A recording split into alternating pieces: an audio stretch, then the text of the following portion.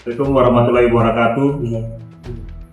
Kami akan melaksanakan press release kejadian penganiayaan dengan menggunakan busur untuk TKP kejadian di wilayah Polsek Manggala.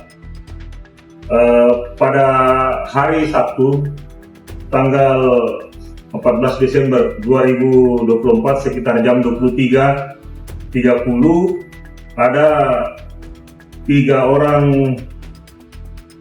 4 orang tersangka berboncengan menuju dari arah Borong menuju ke ujung waduk. Setelah tiba di TKP, 4 tersangka tersebut membakar kembang api.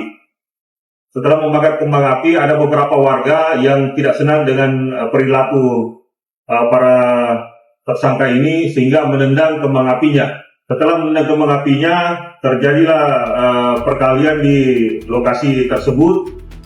Sehingga mengakibatkan para tersangka ini